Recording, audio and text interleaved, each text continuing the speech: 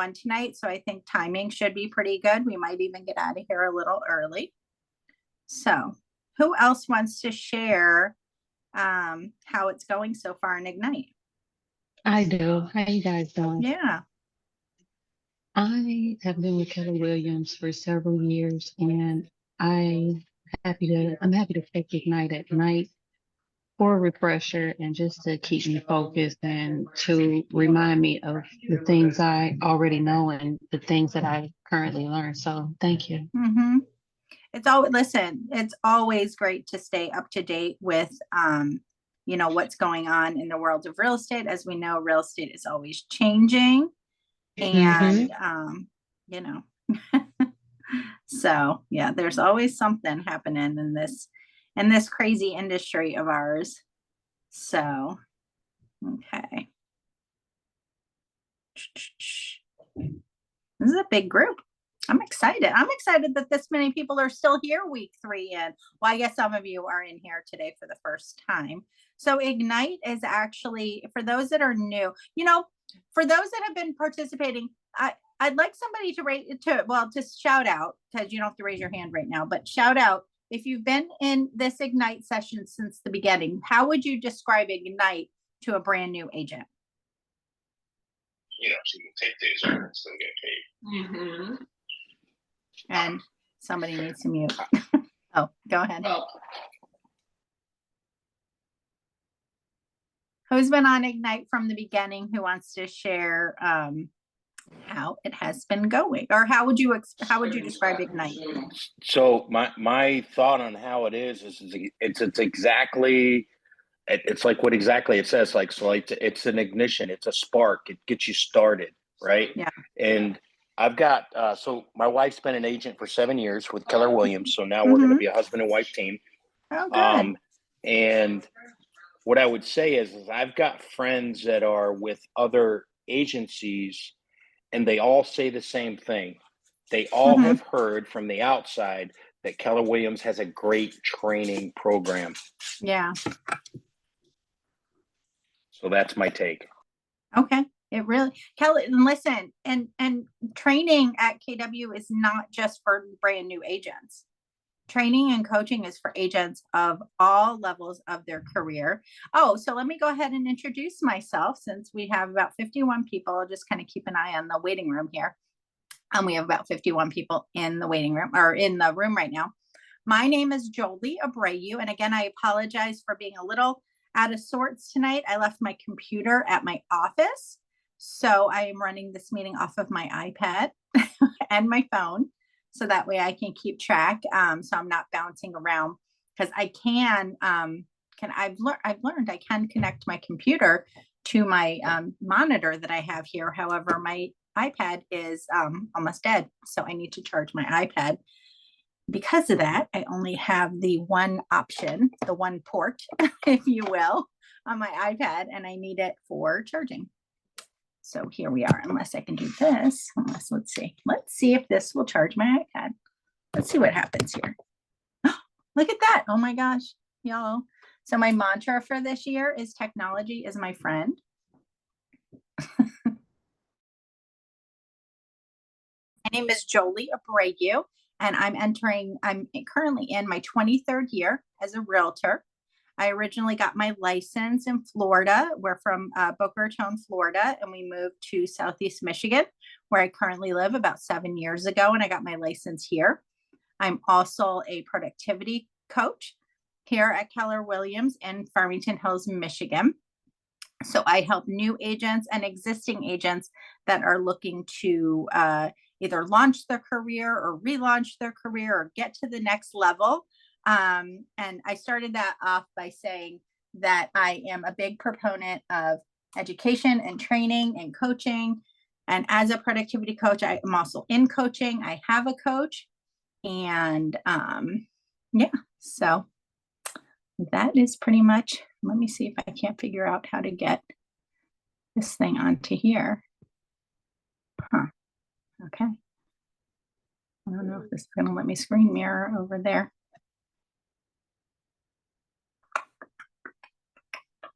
Let's see. I know you all can see this, so I don't know. if this is, oops, no, it's not gonna let me do this. Okay, so we will just, oops, we'll just carry on like we were. Okay.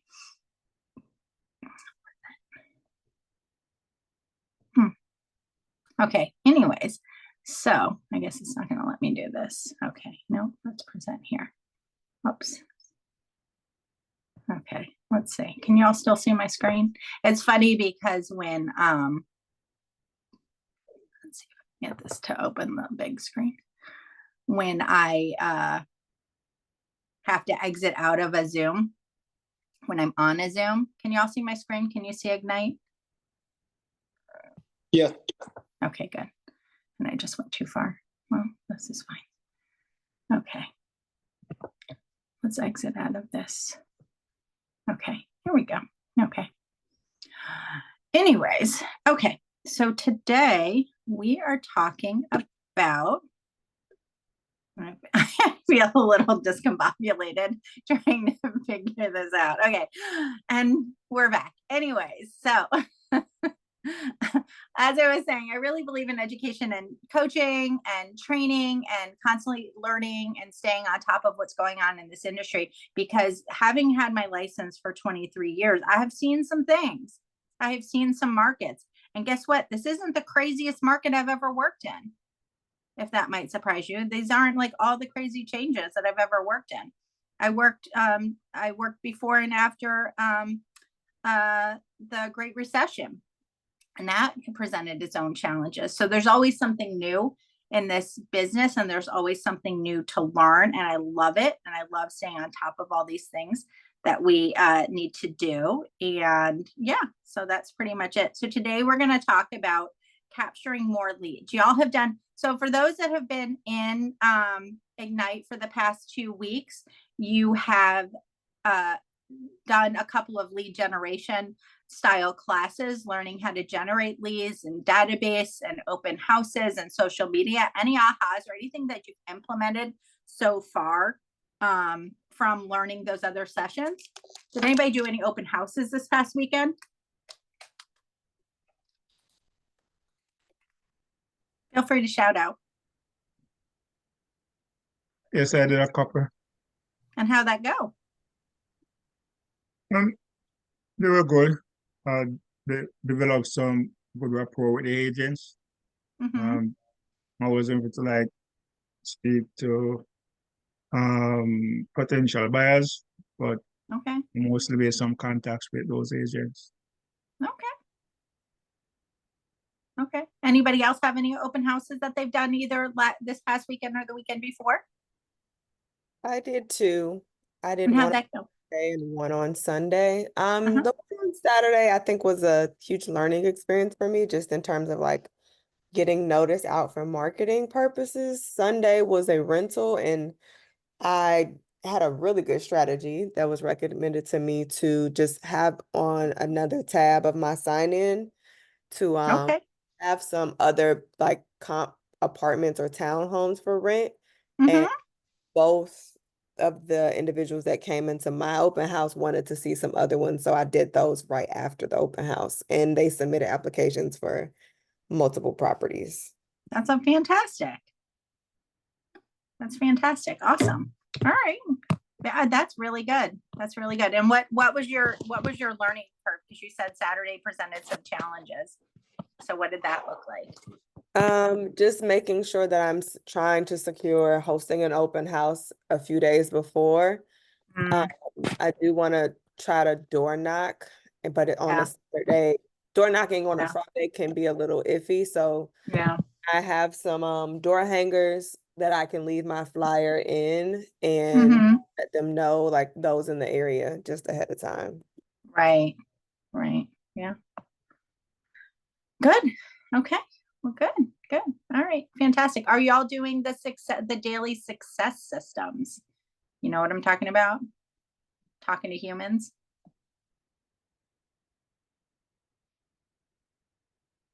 Okay. Don't everybody shout out at once. I'm cleaning up my database, and I learned what true leads are, and I kind of had it backwards. So I'm just still in cleanup mode. I haven't done. But what do you mean by leads?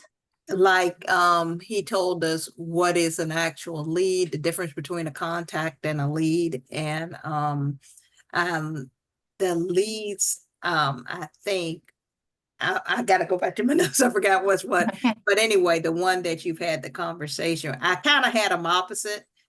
And so I'm going back in trying to fix that, and also just making sure I have the addresses, the emails, because I want to try a few campaigns, and you have to make sure, you know, if you're doing an email campaign, you need an email. And if I'm doing a Right. text blast, I need their contact numbers. So Right. I've got stuff on paper, in folders, in my phone. So I kind of am trying to get everything in the one central place. Sure. Okay. Good. Well, that's really good. That sounds really great. How many total contacts do you have in your database right now? Like total contacts, To- leads, whatever. How many like Yeah, individual? total in there now is like 70 something, but total that I have and that I've reached on paper, I've got about 40 on paper. I deal with, I think I can get to the 200 or pretty close to it, but right now in the database, I only have like 70. Oh, okay. Oops. I don't know what I just did there. Okay. Okay. Well, that's good. 70 is a great start. Listen, I have an agent that's in my coaching group that she what was I gonna say? She had what she thought was about 500 contacts in her database.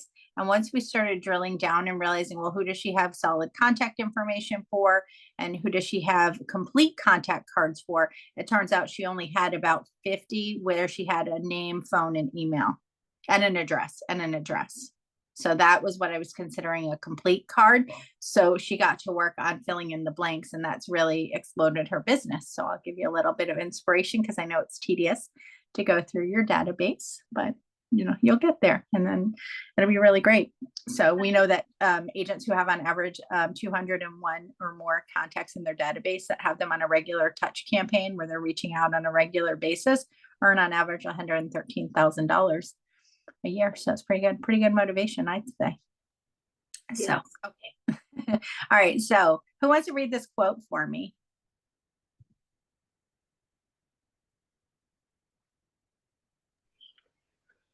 You love people, but at the same time, you haven't yet learned to love hunting for them. What does that mean? Well, we all see people on a daily basis when we're around them, but what we don't realize is that they go deeper than just looking. They go deeper than just people you see, right? So everybody, in my mind, everybody has something to offer somebody, and you have no idea what it is until you start talking with them, letting them know what you can bring to them, and possibly what they can bring to you, which is hopefully a relationship where you're helping them find their next home, property, investment. Yeah. And asking the right questions. So there's our honorary member of Keller Williams, who hasn't actually joined Keller Williams, but he's been to all of our events, is Phil M. Jones. And he wrote this little book called Exactly What to Say. And then this is the real estate version, Exactly What to Say for Real Estate Agents. And it says the whole idea of it is that you learn to be a better agent by learning exactly the right combination of words, primarily through questions, open-ended questions, where we're learning more about our clients.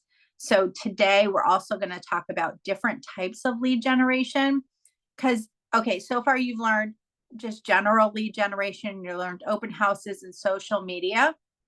What is lead generation based on, for somebody, let's have somebody who has not participated in Ignite. What does that mean to you? What does lead generation mean?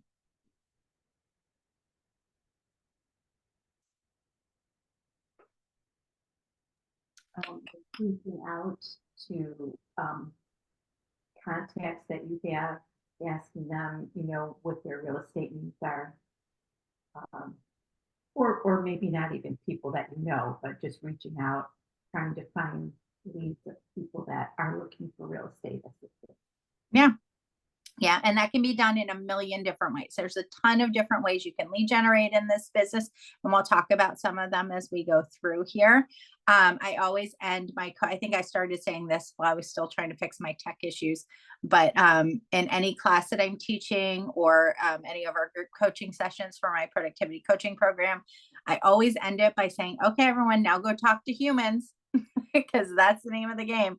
Go talk to humans. And it's all about those two-way conversations, however you come across them, you know, however you can get into, whether it's face-to-face or on the phone. Really, we talk a little bit about text message and direct message, but at the core of it, you want to get to that two-way voice-to-voice conversation, however that looks. So we all know that Keller Williams has lots of systems and models. For those that have been around Keller Williams for more than a couple of months, you know, we love our systems and models. We have the Millionaire Real Estate Agent, which the whole book is about systems and models. And so obviously we have systems and models to talk about with lead generation. So who wants to read this other quote from Gary Keller from the Shift book?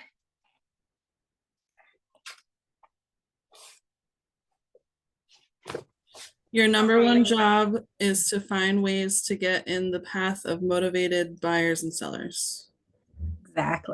Exactly. So that's that's our number one job. Our jobs go in order for real estate agents: lead generation, lead follow-up, going on appointments, writing and negotiating offers. That's it.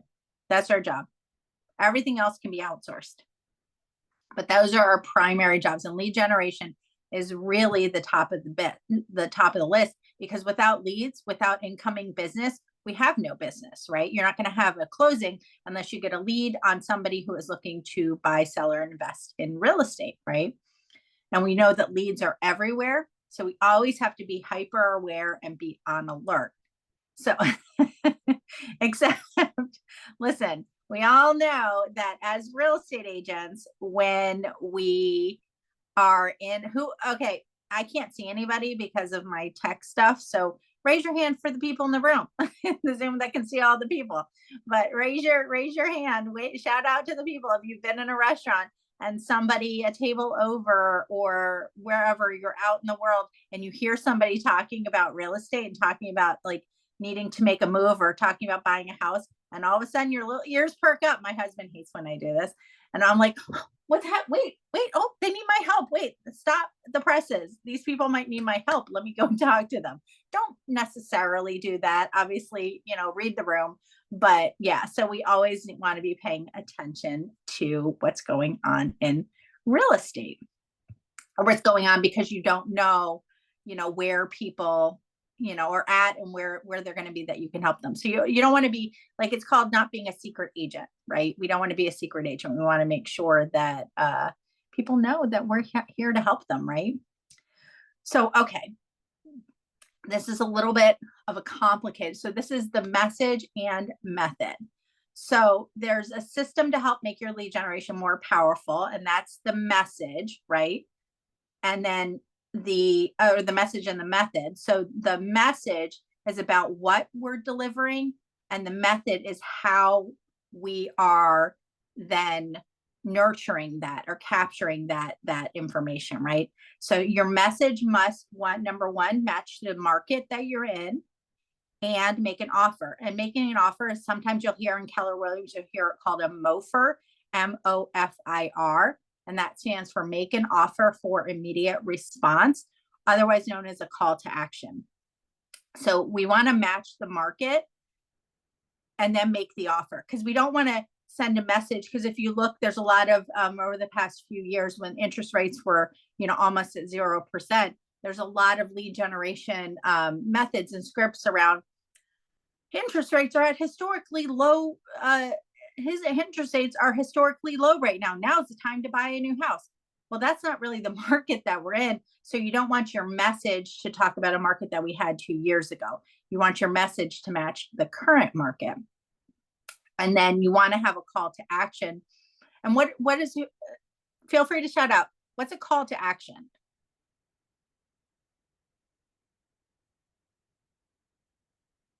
Like, what would be an offer that would generate a response?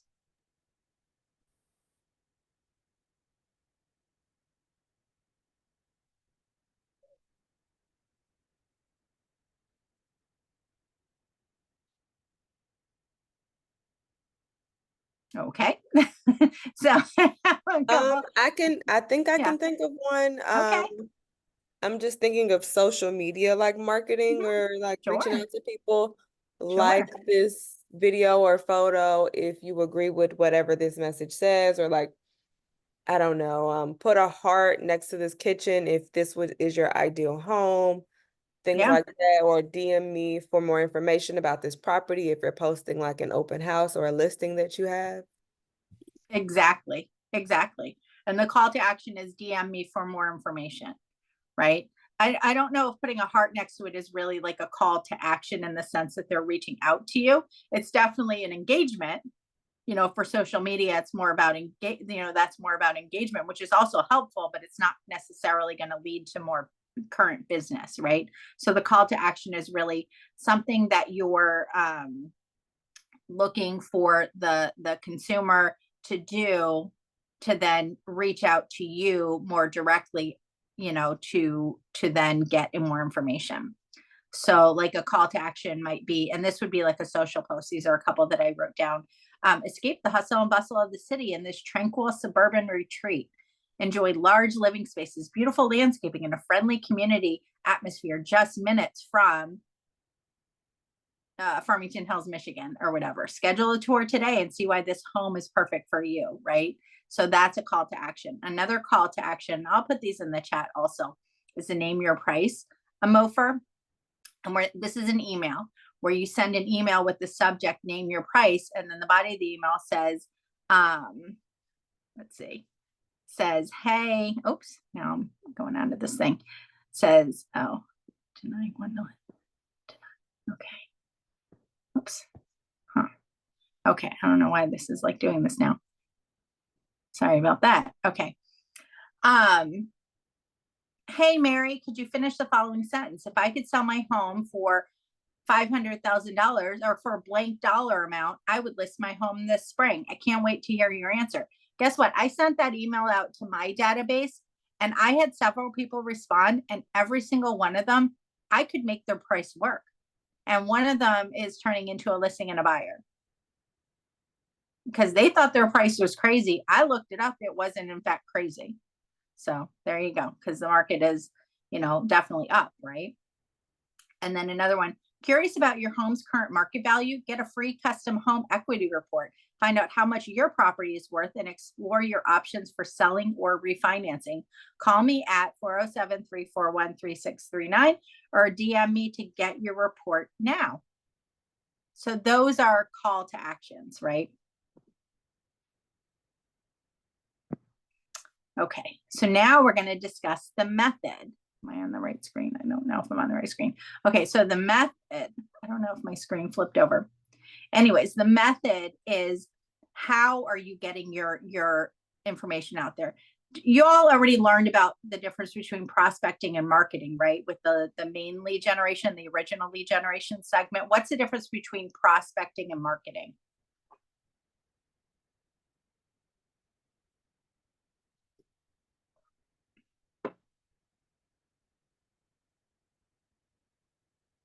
When you do marketing, you're paying for it.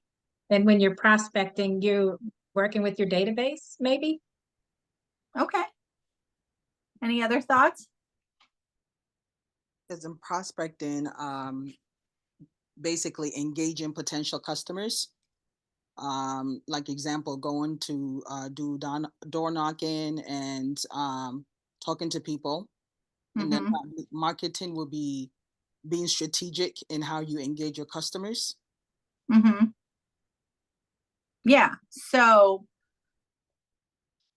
marketing is more passive, where you're waiting for the business to come to you. So marketing is things like social media can be more marketing than prospecting.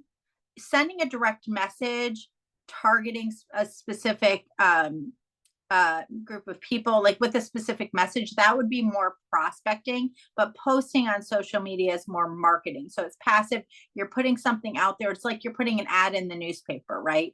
Or, I mean, I don't know, for those of us of a certain age and a certain experience level, years in this business, we did actual newspaper ads and magazine ads and all those things. And that would be marketing. So in a lot of ways, yes, with marketing, you're paying for it. Sometimes with social media, like you're not, or if you put a flyer on a bulletin board, that would be marketing because you're putting it out there and you're just hoping somebody calls you in response, right?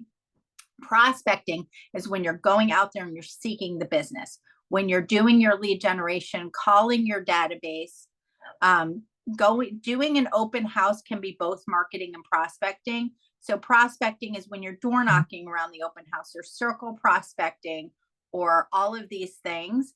That would be the prospecting part of the open house. Sitting in the open house and waiting for people to come, that's really more marketing because you put the sign in the yard and you're hoping people respond to that sign. Does that make sense? So prospecting is going to get the business and marketing is waiting for the business to come to you. Make sense? Yes, sir. Okay. I'm going to take that as a yes. It makes sense.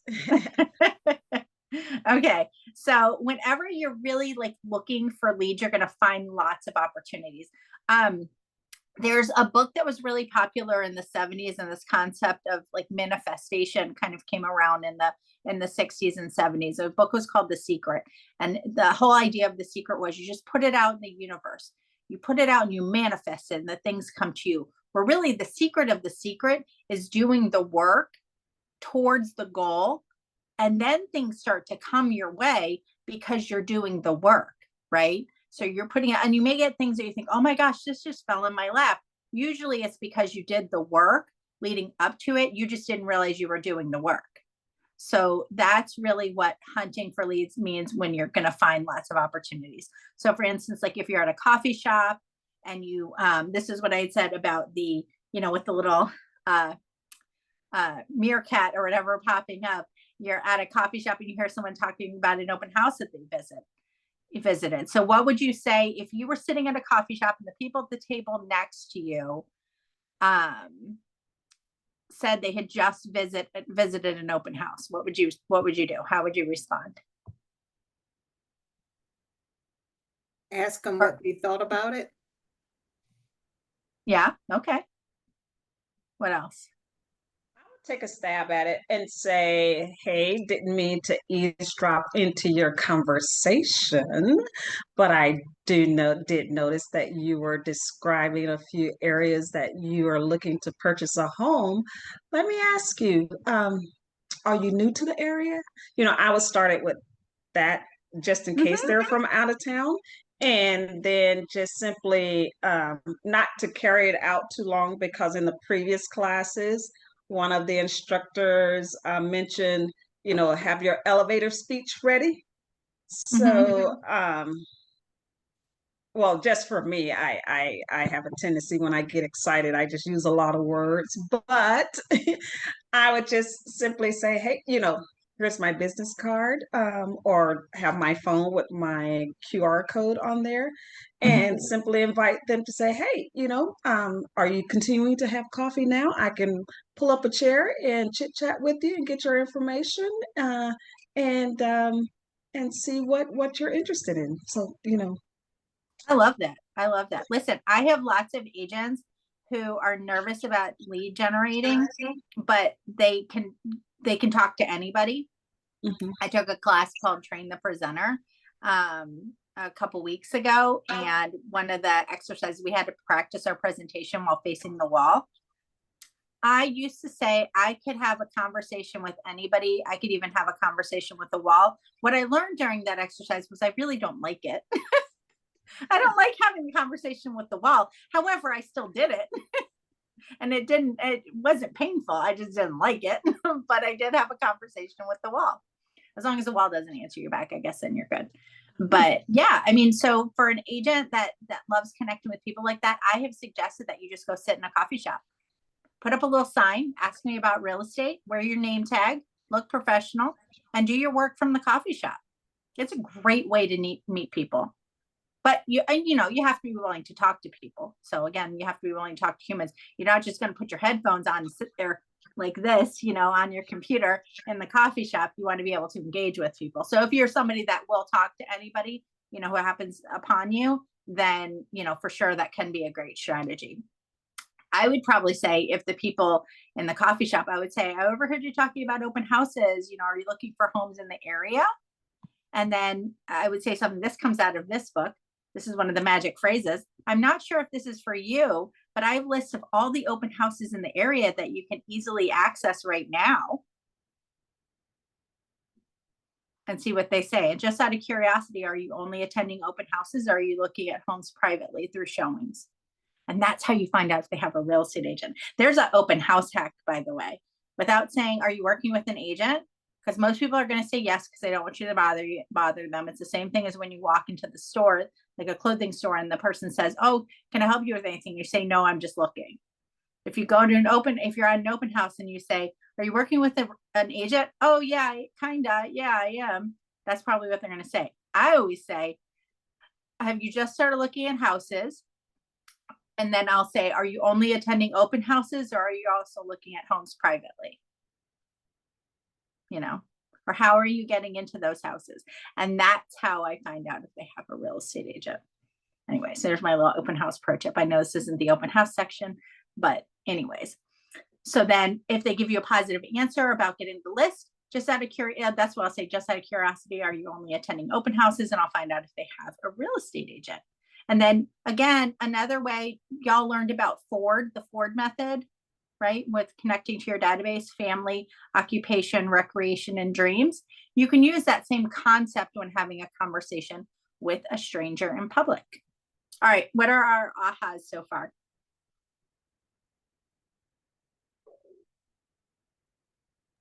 Don't be afraid. Don't be afraid. That's right. I love that. What do you mean by don't be afraid?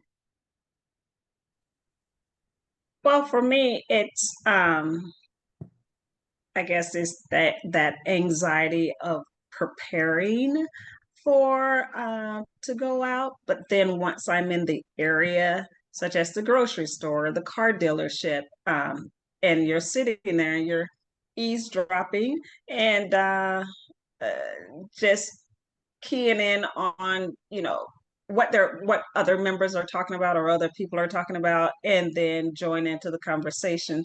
That's what happened with me a couple of weeks ago, and I shared that with the class. But with that being said, it's the being afraid of door knocking. I do have that do not solicit on my front door, and it's like, well, if I have it, then what do I do? So perhaps just getting over the anxiety of rejection, or I'm busy right now, I don't have time, that type of thing. So it's so easy to get really busy, isn't it? Yeah, it's so easy to get really busy when you do the thing, that phrase, how to eat an elephant, one bite at a time. Same idea. And then at family reunion, one of our keynotes was Mel Robbins. Have y'all heard of Mel Robbins? Nope. Mel Robbins wrote this book. I don't know if you guys can see this because I can't see I don't know where I'm at on the camera, but she wrote this book called The 5-Second Rule, and she has a TED Talk about it. You could Google it, Mel Robbins 5-Second Rule, and her TED Talk. I think it's about halfway through the TED Talk that she really talks about the 5-second rule. The idea of this is how we get over that fear and that anxiety about doing something that we know we should be doing. And not to say that you absolutely 100% need to be out there door knocking. Listen, I mentioned at the beginning, there's a million ways to lead generate in this business, and you don't have to do all of them. We're going to talk about how to figure out what works best for you a little bit later in tonight's class. But again, at the end of the day, you still have to connect with humans. You have to have two-way conversations with humans. But if door knocking isn't for you and, it's just not going to, be your thing, then don't knock yourself out over it. Don't knock yourself out of door knocking. See what I did there? Didn't even do it on purpose. But, what was I saying with that? But yeah, I mean, just, you have to figure out what works for you. A strategy around door knocking might be take a friend. If you really do want to door knock before an open house or something, because it's a great strategy, especially to invite neighbors. If you're doing something where you're not soliciting them in the sense of just asking for their business, right? If you're offering something of value, if you're inviting them to an event, that's a really great way to door knock before an open house. Invite the neighbors to a neighborhood preview. I know I'm going down the open house rabbit hole and y'all already did it, but that's sort of where I'm thinking with door knocking. But connect with another agent and pair up. All right, so who else has an aha from this first section? Oh, sorry, I started with the 5-second rule. Let me just put a cap on that. 5-second rule should figured out that just like a rocket ship, a rocket launch, if you just count it down and you have that thing that you really don't want to do, but it's going to benefit you to do it, like getting on the phone and calling your database, doing the door knocking, going to that networking event, whatever it is, just count it down. 5, 4, 3, 2, 1, go. And it's not 5, 4, 3, 2, 1 and go, because and is where you hesitate. It's 5, 4, 3, 2, 1, go. And you just do it. Blast off. Do the thing. So that might help when you're like a little hesitant. But does anybody else have any sort of aha or takeaway from this first section? Yeah. Your idea about setting up in a coffee shop with your name tag and information or a little sign, hey, ask me questions about real estate. That I like that. That's pretty good. All right, I love that. Somebody else had something? Well, my aha was when you said that you ask different questions to find out if they're working with a realtor. I guess it had never dawned on me, because that was the very first thing I put in the chat was ask them if they're working with a realtor, because I wouldn't want to step on someone's toes, and I wouldn't want another realtor to do that to me. So I think that was a great idea to be able to find other ways of finding out if they're working with someone yet. Yeah, I love that. That's exactly. Yeah, I mean, you have to kind of think. And listen, I did an open house. See, I'm going back to open houses. I do a lot of open houses, but I did an open house a few weeks ago, maybe a month or so ago. And I did not have one flyer with me. Oops, I'm gonna have to change out my charging situation. I did not have one flyer with me because I hadn't printed them at my office, and I thought, well, that's fine because I'll just go to Staples and pick them up. And I sent them to Staples, and then they weren't going to be ready on time. So I printed out a couple on my home computer, and luckily the flyers that I had printed had a QR code to go back to my website with the open house. But I got there and I was going to have people scan the QR code to get a virtual flyer. And then by sheer luck, I'm going to say sheer luck, and forced me into a really awkward situation.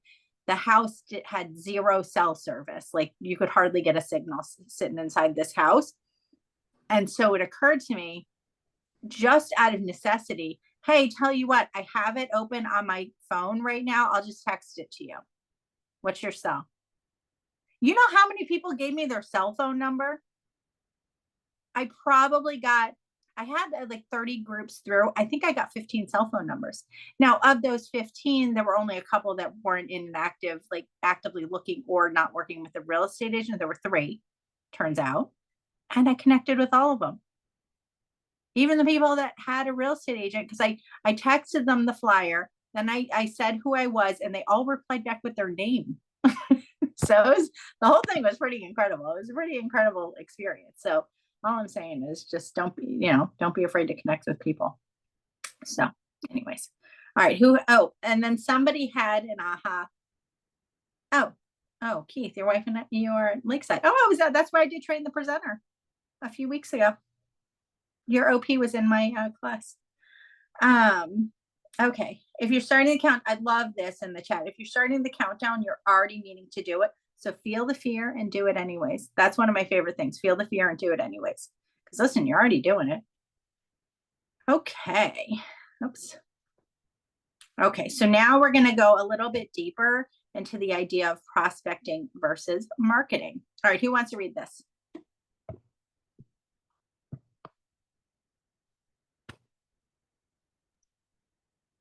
Lead generation. Go ahead, Flynn. Go ahead.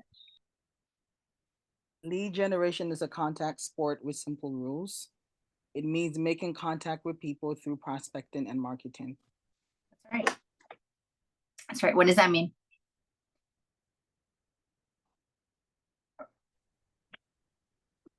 You have to engage people. Yeah. Yeah. And like you Yeah. said, prospecting is being, I guess, active and marketing is being passive. Yeah. But you can prospect with marketing, right? So you can market, you can prospect and then market to those people. So once you have them in your database, then you can market to them. So it's both, really. Okay. So we've seen this chart before, yes?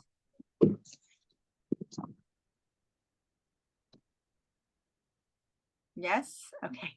I think you have in the lead generation class, you saw this chart. For those that are new to Ignite, you haven't, but this is, everyone, you know, like every single person that you know is somewhere on this graph, right?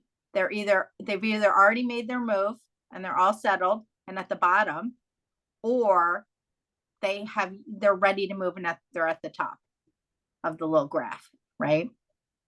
So everybody's within there. We know on average, historically, people move between 7 and 10 years, and we just want to be in front of them when they're ready to go. However, we don't want to just be in front of them every 7 to 10 years, because what happens sometimes in 2 years, they might get a new job, or they might have a baby, or they might get married, or they might get divorced, or somebody might die, or they might win lotto. I don't know, right? So we want to definitely make sure we're in front of our database and the people that we know in between the time. Because the best way to predict when they're ready to make a move is to be there whenever they're ready to make a move. So do you want to prospect to only leads that are on their way up to the top of the chart? Or do you want to be there when that life event happens? We call it like the big D's: divorce, death, divorce, diamonds, and diapers. Have you all heard that 4 Ds? Did you learn that in the lead gen class? I don't remember. Never heard of that. So divorce, well, I don't know what order they go in, but it's divorce, so divorce, obviously we know what that is. Death, we know what that is. Diamonds, you get married, and diapers, you had a kid. So, and maybe diapers is also you have a kid that graduated high school, right? Because it's related to the child. So anywho, so we want to be in front of them, when those things happen. Someone has a hot mic. Oh, so yeah, somebody needs to mute, and I don't know who that is. Let me see if I can't figure that out. It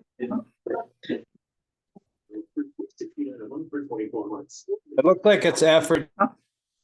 Oh, sorry, William, I just muted you. Sorry. I was looking and I was just muting everybody. I was just saying it looked like it was Aphrodita Rica, and it looked like they may have fallen. Oh no. Oh no. Okay. I couldn't see her video, but I muted her and then you because those are the people I saw muted. All right. Well, I hope you're okay, Aphrodita. Okay. Anyway, so we want to be in front of them, whenever they're ready to make that life event. Okay. So this chart, I know you already saw as well in the lead generation, I think, session. And there are 2 different methods for lead gen. We keep talking about prospecting and marketing, right? And so your business should be prospecting based and marketing enhanced. Why is it better to be prospecting based and marketing enhanced?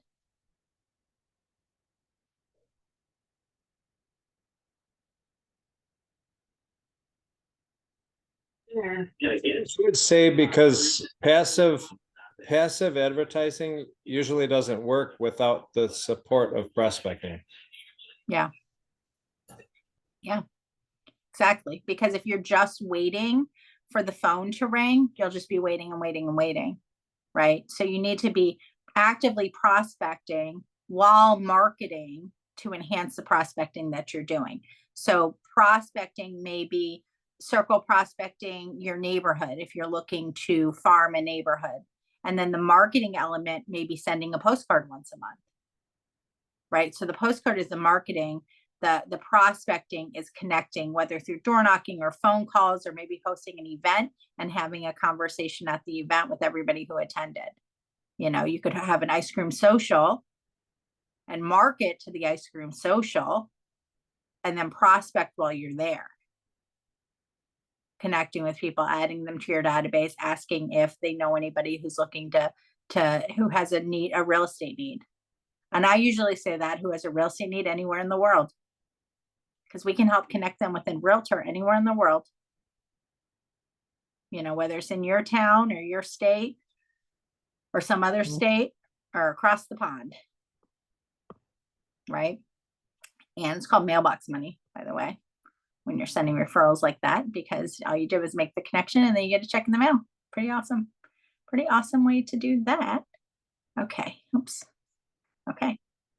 Okay. So prospecting. So in the MREA, I have all the books and I have them all like all around me too. So I'm ready to put them on display.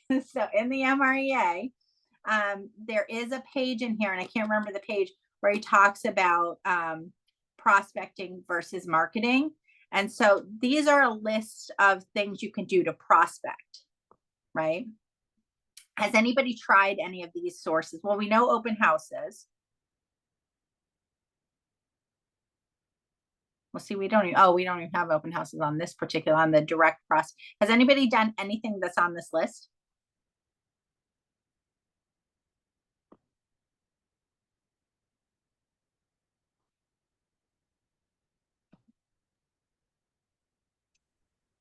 Yeah, I know my wife has done, because my experience, so with her, I know she's done the FSBOs, expired listings, neighborhoods.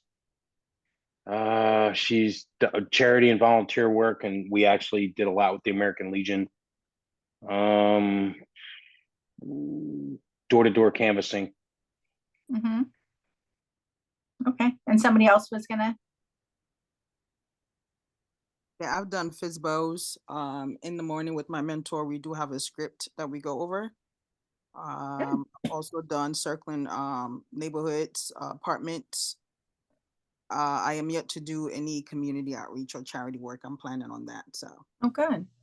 That's a great way. Listen, you got to find what you're passionate about, you know, and as long as you're doing that with purpose, it's a great form of lead generation.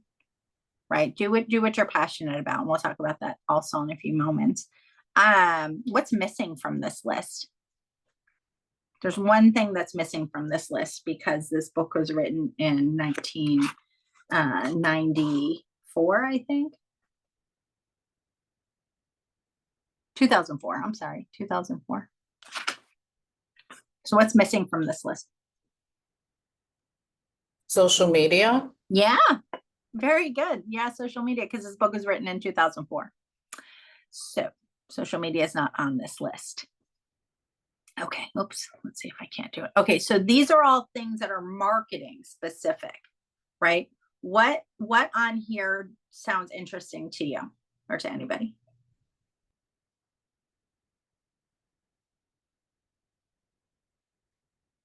Like, what would you be most interested in trying for marketing? So for me, I'm currently working on the personal vehicle. I'm getting some magnets made for my car. I'm working also on the magazine, in the local magazine here in Maryland. I've done pay per click advertising, usually on Instagram. And that's about it. Okay. You're brave to wrap your car. Excuse me, you're brave to put magnets on your car. I used to have magnets on my car, and then I started getting nervous that people might call me with complaints. I've gotten a few when I legally park somewhere, so. See, I don't know that I want for to report bad driving, call 1-800 this number. I don't know that I want that. So, but listen, I have got, when I did have magnets on my car, people did stop me, like, especially at the gas station. That was a big spot. People would see that I was a realtor at a gas station. So anywhere like where you're parked and you're like, or in a parking lot or something, people might see it and stop you. Definitely. It's definitely great. You just got to be a decent driver is what I would recommend there. Okay. So what else is anybody seeing from this list? For me, I used to work in broadcast TV, and I also currently work in online advertising. And so those things are kind of what comes innately to me. Love that. Oops. This is not staying. It's not charging. I do a lot of direct mails and the well, it says special event cards, but special events. I thought I saw that somewhere on here too. Yeah. That. Yeah. Perfect. All right, awesome. So both. So I mentioned open houses as prospecting, but they could also be marketing. So these are can be both, right? So they can just be marketing, but they can also be prospecting. Like I said, geographic farming, if you're connecting with them in a voice to voice, type of situation, and then you can market by sending out postcards. Open house is the same way. Are you connecting with other people? What are you doing to actively prospect for the open house?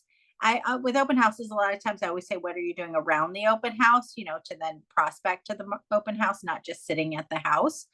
Networking can be the same. If you attend a networking event, but you don't connect with other people and maybe schedule a meeting with them, then that might not be, the best. What was I going to say? Then you're just marketing. You're just standing there with a name tag and you're hoping somebody comes up and talks to you. You should be out there looking for people, right? Okay. Any ahas or takeaways from this section? Prospecting based, marketing enhanced.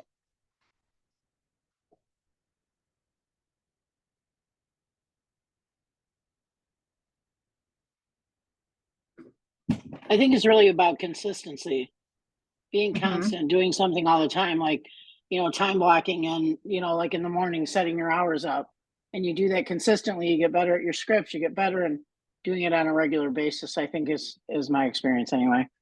Yeah. For me, my aha moment will be, there are so many ways in prospecting and advertising your business. I think that sometimes we get stuck on, I'm just doing the mail, or I'm just, doing social media. So being able to see the different options that we can do, especially like volunteer work, vendoring and all that stuff, I think that kind of gives me an option to pivot in seasons where I feel like I'm being stuck doing one thing with prospecting and marketing. So yeah, that's important. That's important. Somebody asked in the chat, is there a statistic out there that says anything related to the ratio of time most real estate agents spend prospecting versus marketing? I don't know. I've not heard a ratio, but I can guess most agents spend more time marketing than prospecting. So let that sink in. And most agents, 86% of newly licensed real estate agents are out of the business within 2 years. Because they spent too much time marketing and not enough time prospecting. So there you go. But listen, if you plug in 23 years, you just got to be focused. You just got to be focused, and whatever you do, do it with purpose. And I have faith in all y'all because you're here. And that's really good. You're here, you're in this class, you're learning, and you guys are gonna do great things. So, okay. Let's see, referrals. So I kind of touched a little bit on this idea of referrals. So referrals are mailbox money. So you can get referrals for business in your local market. You can also get referrals for business outside of your local market and then refer them. So we're going to look at client referrals, agent to agent referrals, worldwide business, and then, or worldwide business, worldwide referrals, and then business to business referrals. Okay, so client referrals. We always want to provide value, right? You can share your app, you can share market statistics, provide a vetted vendor list. I love doing this. So I have a local moms group that I started here. We relocated, I mentioned at the beginning, about 7 years ago, and I knew exactly 0 people. So I joined a couple of Facebook groups and I didn't find that they were really providing that much value to me. So I started one. Now we have almost 3,000 members of Novi Area Moms Connect because I moved here with the 2.5-year-old. So I needed mom friends. So I joined a play group, but then I started a mom's group on Facebook. And twice a year in that group, I put out my requests for 5-star service. Who do you know that has provided 5-star service to you in the last 6 months? I'm revising my vendor list, my preferred vendor list, and I'd love to add your referral to the list. Oh, and by the way, if you want a copy of the list, let me know below or send me a direct message and I'll email it over to you. I like that. That's very neat. So that's marketing and prospecting, right? And then you have to ask for the referrals, y'all. You have to ask. People don't remember. My grandmother bought a condo and didn't ask my mom if she knew a real estate agent. I say that my mother's had a real estate license since the 70s. I forgot to preface that. So her own mother didn't think, oh, do you know a good real estate agent? Because she goes, well, you didn't live there. Because my mother never told her she could refer her. So listen, don't be a secret agent. Don't be a secret referral agent either. And then reward the referrals. Now, we all know that we cannot pay a referral fee to an unlicensed real estate agent. Do we all know that? You have to have a real estate license and the referral fee has to go to the broker. However, that doesn't mean that you can't reward the referral. I had a broker that would say, reward the action, not the outcome. Reward the activity, not the outcome. So if somebody sends you a referral, it can be your policy. Somebody sends you a referral, you send them a $5 Starbucks card. It doesn't mean that referral is going to close, you know, or somebody sends you 5 referrals in a year. You add them to a VIP list where you give things away 4 times a year. You know what I mean? Like different things. So reward the action, not the outcome. And then send a handwritten note. People love getting a handwritten note, a little card in the mail, because all we get in the mail these days are like bills and like postcards, you know, or that little, what's that, the little sales magazines or whatever, right? People love getting a little card. So you got to set the, huh? Oh, sorry, I was going to ask you a question. Yeah, go ahead.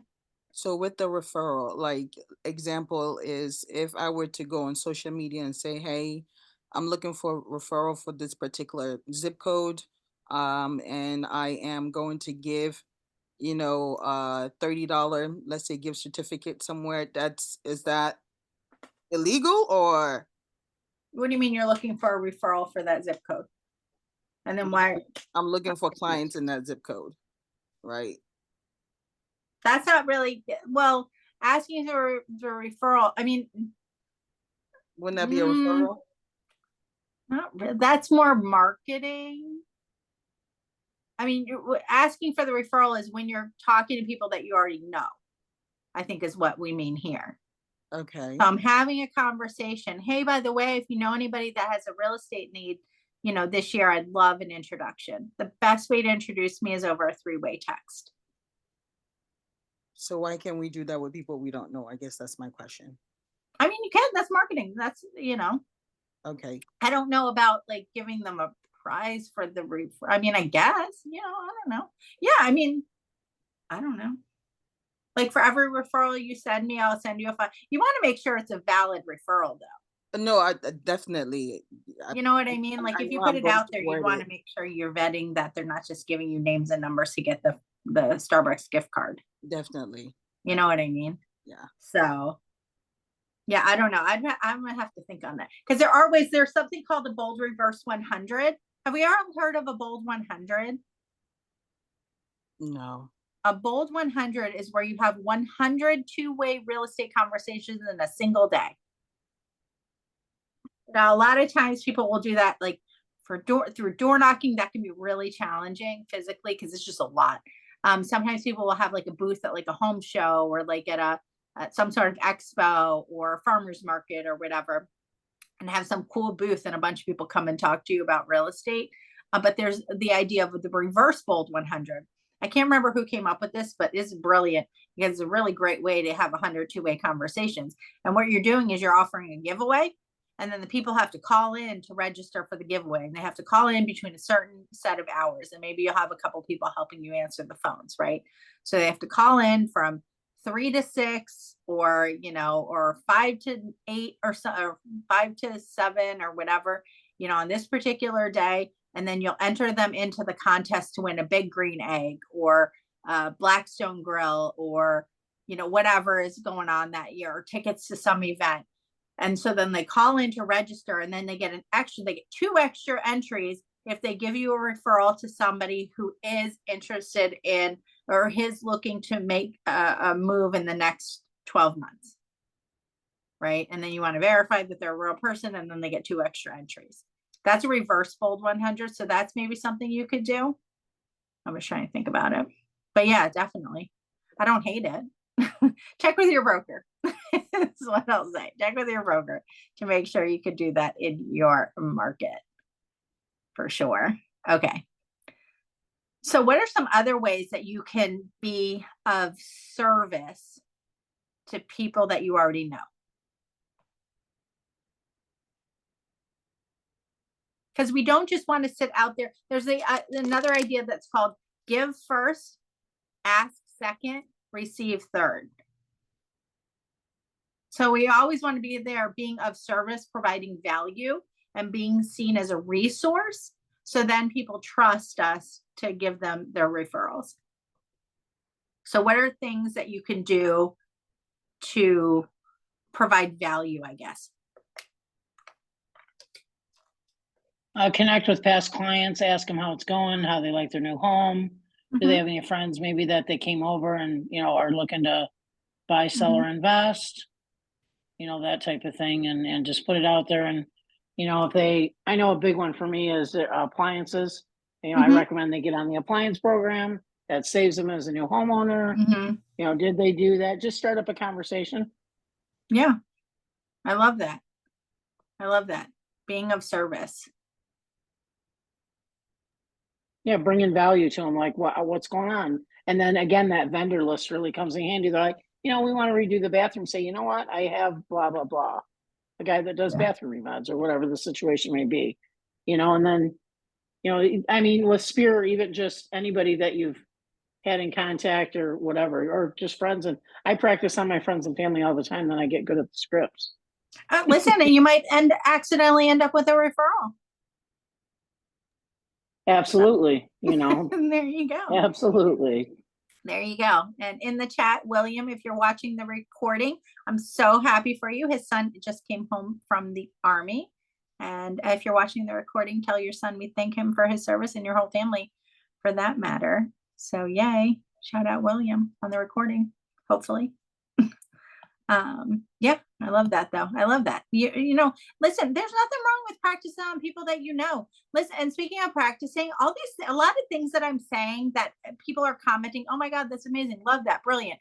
Listen, these are scripts that I have learned over the years. Currently in my business, again, 23 years in this business. And I don't say that to brag, but I say that listen, I am working on my business every day. I attend a minimum of 4 scripts and role plays a week currently. Because there's always something new happening. Like I said at the beginning, there's always something new happening in the market. And I want to be on my game, and I want to know what to say and be comfortable. Phil Jones, who I mentioned earlier today, he says that the worst time to think about what you're trying to say is when you're trying to say it. And he also says that human beings cannot write, edit, and perform all at the same time. You got to practice, right? And the more you practice it, the more these things become comfortable. And we talked about being afraid of things. The less afraid you get, because now you're not afraid. Oh my God, what if they ask me a question I don't know? And guess what? If they ask you a question that you don't know the answer to, I don't know, but I'll find out and get back to you, is totally acceptable. I actually got a listing that way because I didn't know the answer to the question, but I got back before the other agent because I found that answer out that day. The other agent took 4 days, just saying. So I don't know, but I'll find out and get back to you, and then find out and get back to them. That's the key. Okay. Why can't I get to the next slide? Oops. Okay. Okay. Oh, you know what? I can't go backwards a slide. I meant to be on the slide that said client referrals. So whatever. Anyways, we're going to go with, you always want to provide value. You want to ask for the referrals. There's this idea of called the promise. And I don't remember who came up with the promise, but the promise is when you're first having your buyer consultation or your listing presentation, whatever it is, that you tell them, you know, I want to make you a promise and I hope you'll promise me in return. I'm going to do my best to provide 5-star service. And I hope you'll let me know how we're doing as we go. And in return for that, I'm going to ask you a few times, you know, as you're experiencing this transaction where I can't remember exactly how the promise goes. And this is really bad because I just talked about script practices and now I'm mumbling the whole thing. But the idea is that you're letting them know that throughout the transaction, I'm going to be asking you to check in from time to time to see if you come across anybody else who needs to buy or sell or invest in real estate, you know, right now or in the next few months. Because a lot of times, like when you're going to buy a new car and you're going to buy the red car, the red Ford, all of a sudden you're going to see a red Ford everywhere you look. And it's the same with buying a house. When you are in the process of buying or selling a house, you might come across other people and say, oh my God, I'm thinking about making a move. Because, you know, that's just the way energy and the universe works, right? So when you do come across that person, I would love the referral. And just as a reminder, I might ask you from time to time, is that okay? Right? And then at the end of our transaction, I will have hoped that I had provided 5-star service, and I'd love any feedback, and I'd love to get, you know, a review on my website or on Zillow or Facebook or whatever, wherever you collect reviews. So you just kind of remind them up front. Sorry, that was really awkward because I wasn't on the right slide. So I wasn't looking at what I needed to be looking at to remember what I wanted to say. Yeah, technology is my friend. Okay. So agent to agent referrals. So client referrals can also come from agents. Who's on? Have we all heard of the Pivot Shift Ahead Facebook group? Are y'all on this group? In this group, Pivot Shift Ahead is the name of the Facebook group. I would encourage every single person on this. I'm on it. Okay, good. Are you on the daily calls? Yes, those daily calls are amazing with James I was Shaw. talking on the daily call today. I don't know if you heard me talking. I don't remember what I said, but I said something. I wasn't on it this morning. I didn't catch it this morning, but I try to catch it as much as I can. Okay. From time to time, you'll hear my voice on there.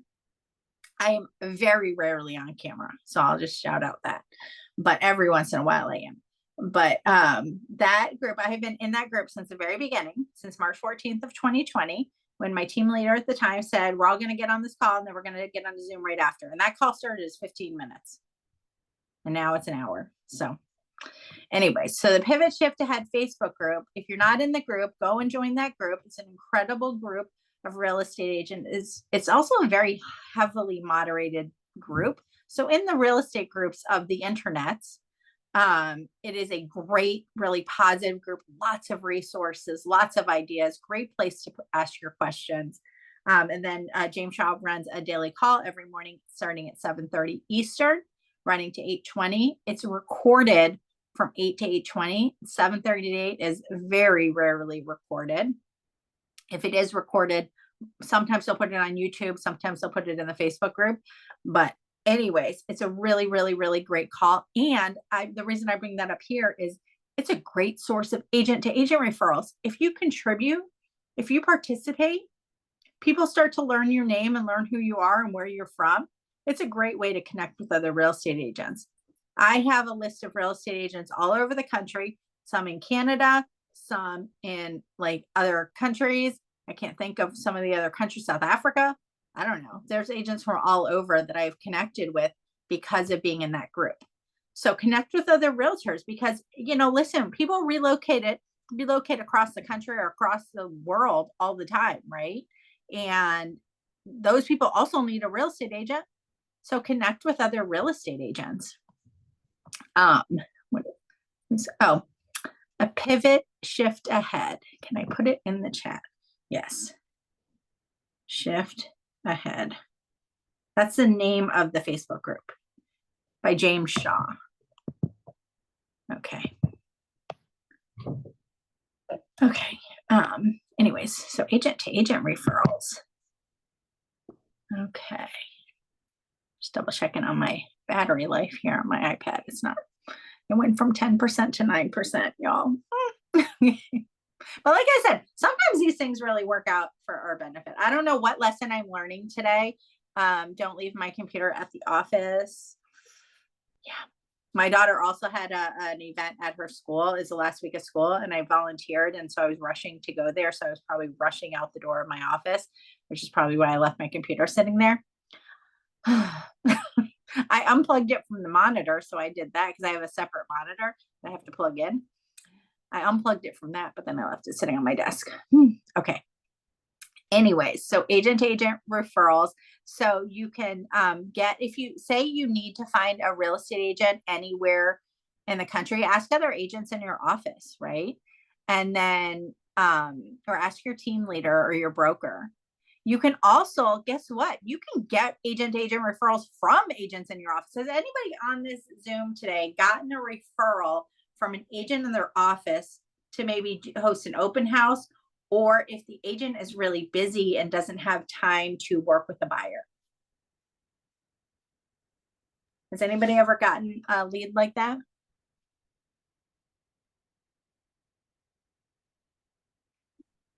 Since nobody has, it's a great idea. Find the busy, or ask your team leader, who's the busiest agent in this office that might need some help? Offer to help them with their buyer clients. Pick up a referral that way. I think I'm like freaking y'all out here. Y'all have gotten really quiet. Talk to humans. That means other real estate agents also. Okay. And then don't forget to manage the referral.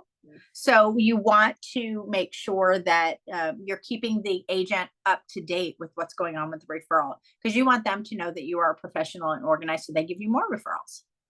Let's see if I can't get over. Okay, we have this referral network on command. I don't really like it. I'm going to skip the slide. I feel like it. I mean, you can get on it, but I don't think that many people use it. I don't know. Ask your tech trainer about it. And then worldwide referrals. Like, listen, people move all over.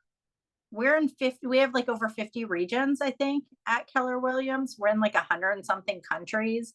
I don't even know. So definitely be open to the possibility. If anybody's from another country or has family in another country, definitely reach out to them. You never know where that referral is going to come from.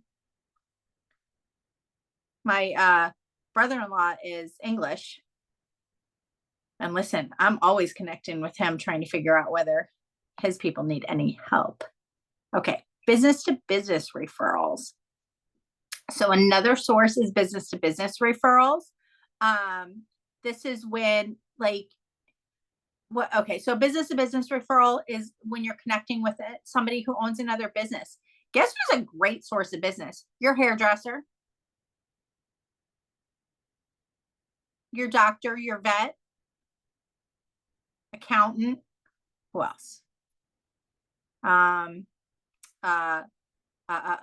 Like a plumber or your lawn person. Lawn people are great because they're always out there and they might spot a for sale by owner sign that you didn't notice. Any of your vendors, if you're referring business to them, they should be referring business back to you. An easy way to connect with them is to wear a name tag. I sold a house to my eye doctor and they've referred me to other people. Every time I go in twice a year to get my eyes checked because I can't see. So I go in twice a year. Every time he asks me about real estate. And I always refer them business. I always tell people to go there. I had a comment. Uh-huh. What about mailman? Oh, for sure. Mailman. Okay. Or mail lady, mail carrier. Mail carrier. Our mail carrier's name is Cynthia. So I don't know. She wants to be called mailman. But she's great though. Yeah, for sure. Listen, mail carriers know when people are getting ready to move because their mail starts changing. So that's what I'm saying. Mail carriers are great. And they might see that for sale by owner sign. I was going to ask you, how will you, I guess, engage that conversation? Well, with my mail lady, with Cynthia, she knows everybody in my neighborhood. And she'll just have a conversation. If you happen to be outside when she's out there, she'll say, hi, how's it going? Or if she's delivering a package to my door, don't talk to my husband about Amazon. But, but she'll, oh, hi, how's it going? She carries cookies for the dog. She's very friendly. So I don't know. I would just have the conversation, you got to be out there. You got to push yourself out there and be social. If you live in a condo, it might be hard because, well, no, I don't know. Now that I take the fact, if you live in a condo or some place where they have like all the mailboxes in one spot, show up when the mail gets dropped off because they got to be standing there for at least 15 minutes. Yeah. Have a conversation when they're doing that. I just had that aha. So you're welcome. For those who listen, if you try any of these things and they work, let me know. My email, I'll put it in the chat, is jolie@kw.com, JOLIE, like Angelina, @kw.com.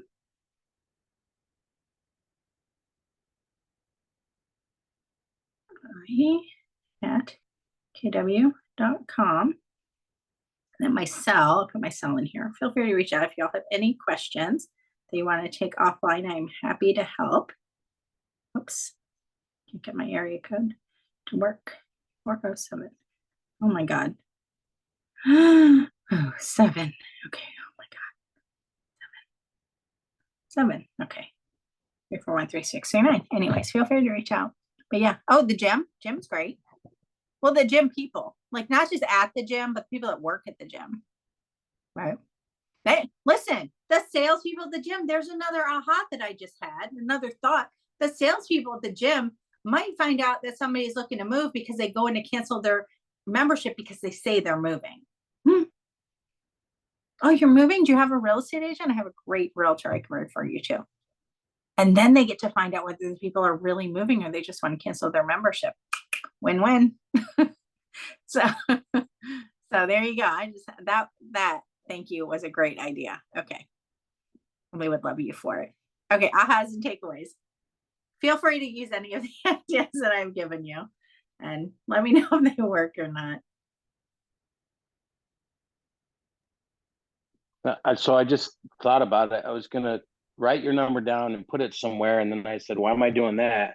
I just need to add you in my contacts list and my contacts in command as an agent. Tag me as an agent. Don't be sending me about your open houses wherever you live. I don't know where you live, but I probably don't care about the Grand open Blanc, house. but Grand Blanc, I might. No, I probably won't because that's too far. I had a close. My wife just had a listing in Chesterfield. My wife just had a listing in Chesterfield. She closed today. Good for you. That was a hike. Yeah. Yeah. Yeah. I went with her on. That was the first open house I went to as an agent with her. That was a couple weeks ago. So congrats. That's amazing. So she was a cash buyer.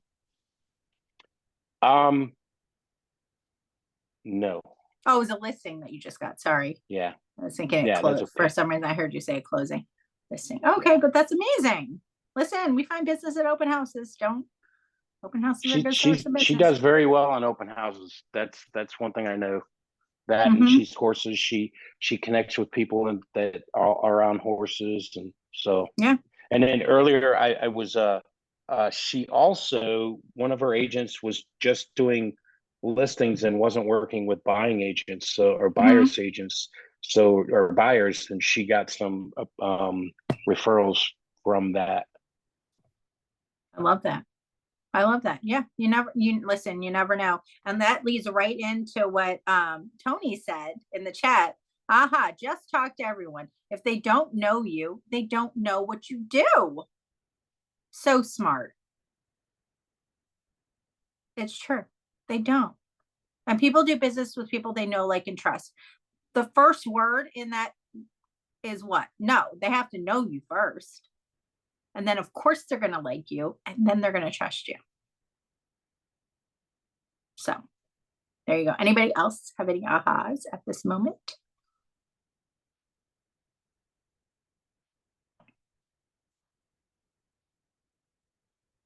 Nope.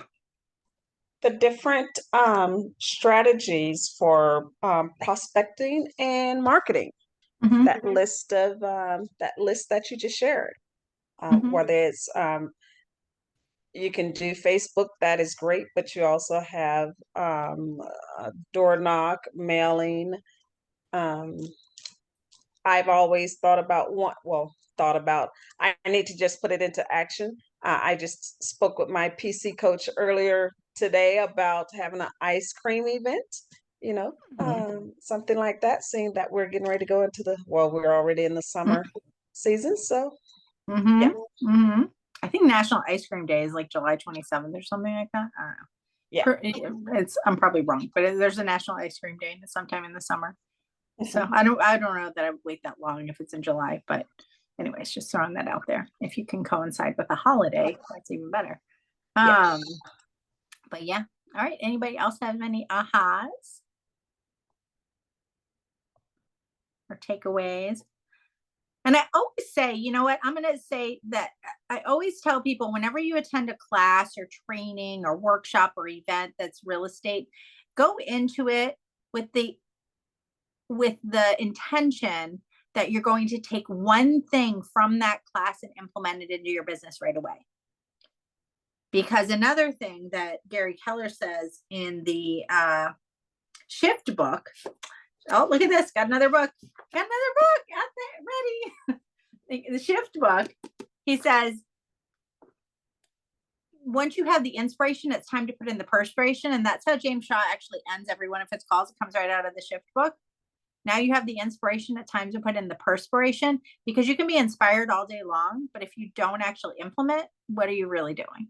Right. So I always go, whenever I attend a workshop or a class or an event, go to family reunion or mega camp or something, I always go with the intention of pulling at least one thing per day that I can implement in my business right away.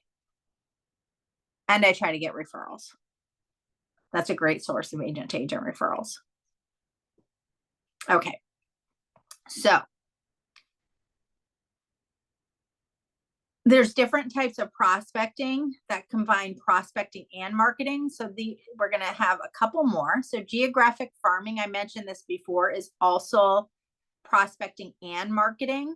So marketing is if you're just sending postcards, right? And it takes on average between 12 and 18 months of consistent mailers to generate a lead or a listing or a buyer on average from geographic farming, if that's all you're doing. If you're combining it with prospecting, then your chances are going to increase.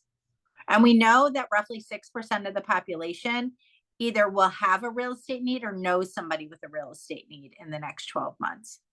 So if you take your neighborhood or your phone for that matter, multiply it by 6%, that's how many possible transactions you have in your phone or in your subdivision or whatever, right? But they're not going to refer you if they, A, don't know you, and B, don't know you're a real estate agent, as Tony said. Right. So there's who's on Nextdoor? That place can be dramatic. The Nextdoor app. You think Facebook groups are dramatic? Get on Nextdoor. There's a lot of dramatic people on Nextdoor. However, you can also farm your neighborhood on Nextdoor as long as you're providing service, providing value. Right. An ice cream social is great for your sphere. It's great for your subdivision. I know people that live in condo buildings that they market their condo building. You want to make sure, though, if you're farming a geographic area, that it has at least like a 7 to 10% turnover rate. Because say you have a neighborhood with 1,000 homes and really only 1 or 2 moves every year. I mean, depending on the price point, you really don't want to be spending too much money on that neighborhood because it's going to be really expensive fast, right? So you want to make sure that there's a good return on investment, that you know, people do move. And then you would just want to stay in touch with all of them by doing different things.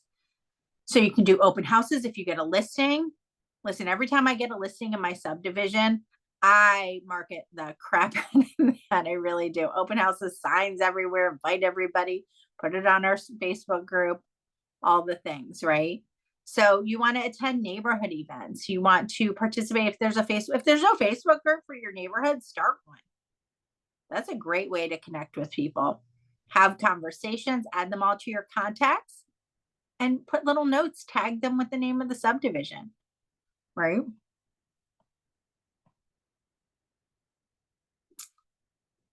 So what are some things of value that you think you could offer to your neighborhood?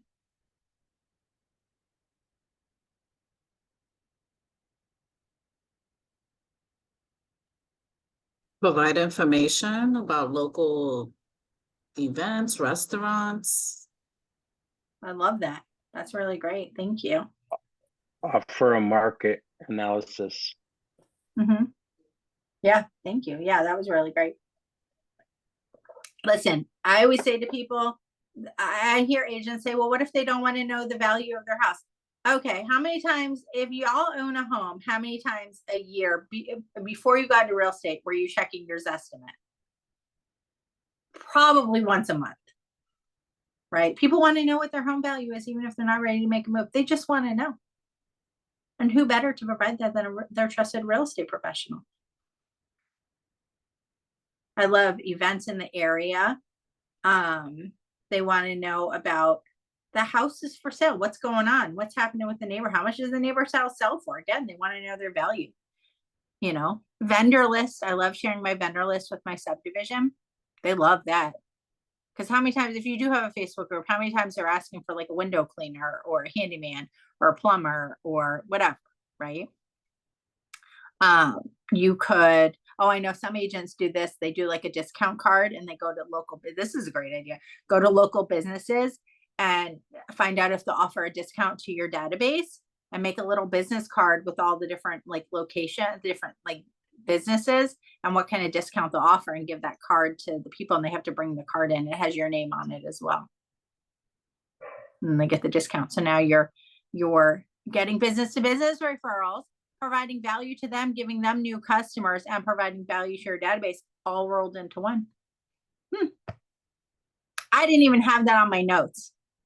A lot, I'll be honest, a lot of the stuff I'm telling you guys is not on my notes. I'm just having these like random ahas and moments where I'm thinking of stuff as I'm talking. Again, I can talk to a wall. Proven. Okay. Events and seminars. I love this. So we also have another book. Oh my God, do I have it? Tell me I have it here. Oh my God, and I have it too. I have it right here. You guys, it's another book. Have y'all heard of this book? It's also written by Gary Keller and Jay Papasan. It's called Your First Home. They published it last year. And this book walks through the steps to buying a house. It's really intended for a first-time home buyer. However, anybody looking to buy it or sell a house, this book would be helpful for. And there is a seminar, guide, presentation, worksheets, all the things in KW Connect. You just go into Connect and you search Your First Home and you'll find all the things. So you want to do a first-time home buyer seminar, it's done for you. All you got to do is find it tells you how to do it too. It gives you a timeline and doing all the things. How to set it up, how to market it. Gives you all the ads, the whole thing. Seminars are great. I just became a member of the KW Real Estate Planners community and all about estate planning and real estate planning and wealth building and all that through real estate. And I plan on doing seminars for seniors. So events, somebody mentioned the ice cream social. That's great. Do, if you like to volunteer, create an event for people that you know to volunteer. People love that. There's another thing that I participate in called Blessing Baskets. That's on the Pivot group as well, Pivot Shift Ahead group. And it was developed by an agent from Baltimore. Somebody in here is from Baltimore. Ellie McIntyre developed this idea of the Blessing Baskets, and she works with a local food bank. And every Thanksgiving, she creates baskets of a Thanksgiving meal to then be given away. And she works with her database to build the baskets. So everybody brings the baskets to a specific location. There's like giveaways and food and fun and music and all that. And people are doing a great thing and giving back to the community. They love it. So I did Blessing Baskets and people loved it. And I'm, going to do a back to school backpack drive with the same food pantry that I did the Blessing Baskets with. People love participating in an event like that. And that's a great way to add people to your database. And listen, the one that Blessing Baskets did not cost me anything. I got the location donated. I got the raffle prizes donated. You get the food sponsored by a vendor. So yeah, Blessing Baskets, events, seminars. Nothing in the chat. Are your heads just spinning at this point? You guys have all gotten so quiet and nobody's in the chat. I'm taking shorthand. Well, you can watch the recording and go back and do it all. And again, if you have any questions, you want to clarify any of this stuff with me, feel free to reach out. I'm happy to chat. What are some other like low or no cost things you can do that would be events or seminars or events, I guess?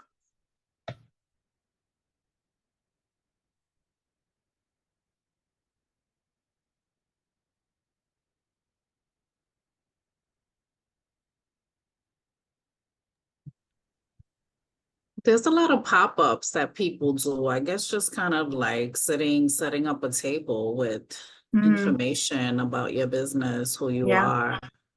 Could be something. Yeah, for sure.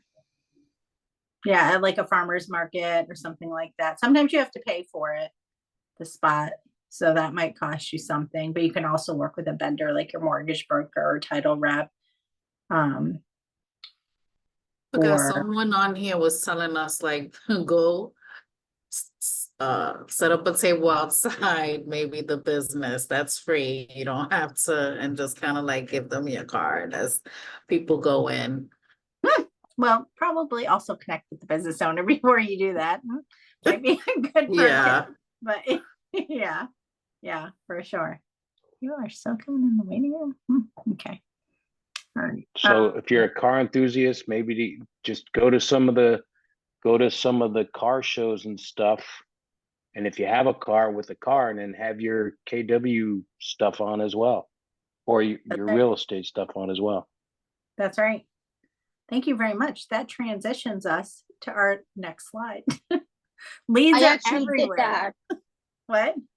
I actually did that. I went to the auto show in Chicago, and I actually had my t-shirt on, and I passed on my cards. I walked out of there with 17 leads. What?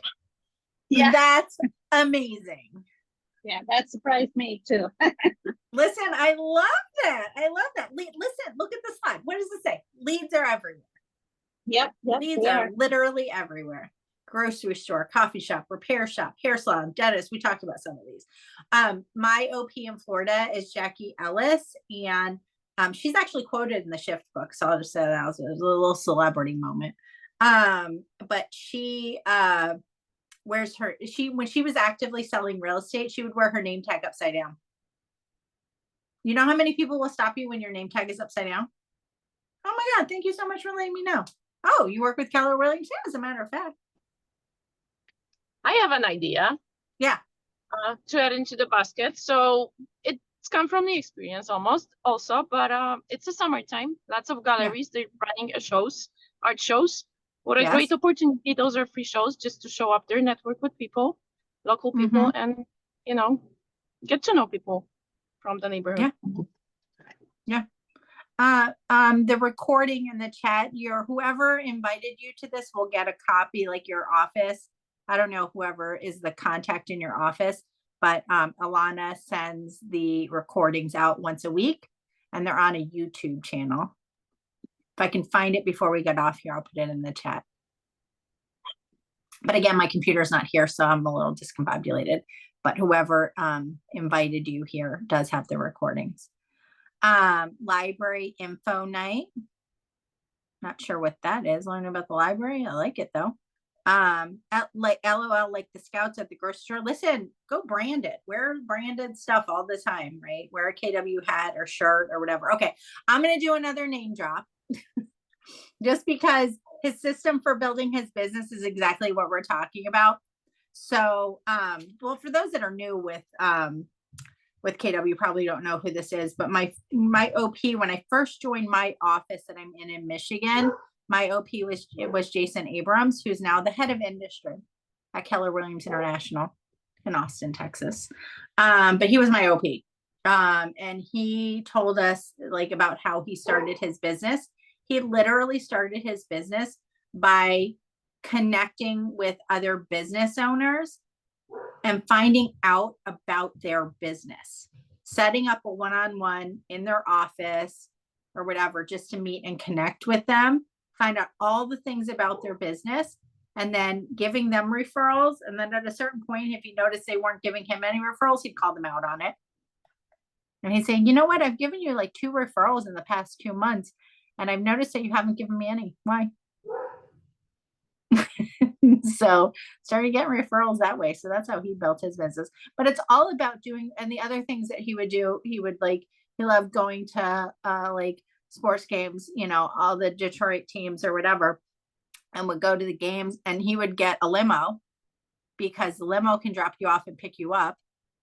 And he didn't like to stay for the whole game. So he would leave, but then he'd invite other people to go with him because he already had the limo. I guess you could do that with an Uber X or something, but still, that was what or XL or whatever. But that's what he did. That's how he started his business off. And then, but yeah, like it's the whole idea of do what you love, just do it with a purpose. I'm in a golf league. Tomorrow night I'll be golfing. For those in the area, I'll be at Cattails in South Lyon. It's where our golf league meets. It's meant for a golf course, but that's where we go. Every Tuesday, I go with a group of girls. And we connect, right? I started the moms group because I'm a mom. I joined the PTA because I'm crazy, but it's a great way to connect with people.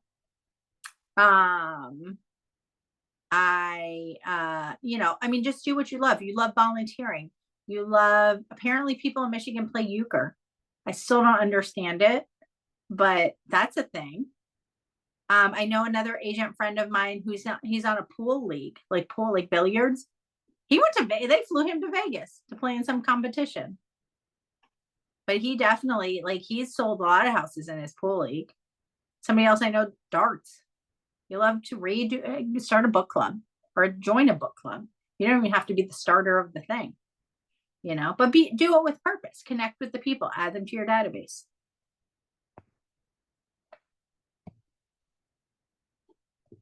All right, ahas, takeaways.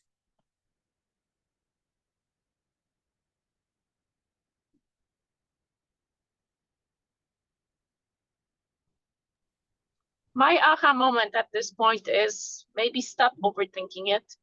And as you said, just go out and do what you love. And, you know, it's going to be much easier to connect with people that way, I think. Yeah.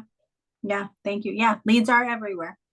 100%. Do what you love and do it with a purpose. I'm telling you, you'll find the business because you must have go back to remember why you got into real estate. And yes, it's a job. And a lot of us got into real estate because we want to get paid and we want to make good money. And there's lots of potential to make really great money in this business.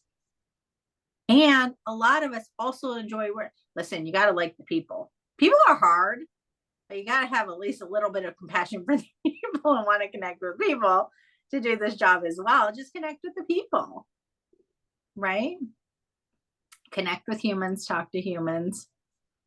And yeah, if you're doing your lead generation, the MREA will say we need to lead generate from 9 to 12, 5 days a week. Not necessarily. If I'm out golfing from 5:30 to 8, that can be lead generation, because I remind them that I'm in real estate and I ask for referrals. So that's a type of lead generation, right? So and that's what- not, huh? I'm sorry. Go ahead. Go ahead. Oh no. And I mean, that's just for lead generation. So what do you recommend for, I mean, fighting with my camera here. I know throughout the trainings, and I've been attending since day one, being dual career, you know, mom is being a mom or dad is a full-time job as well. However,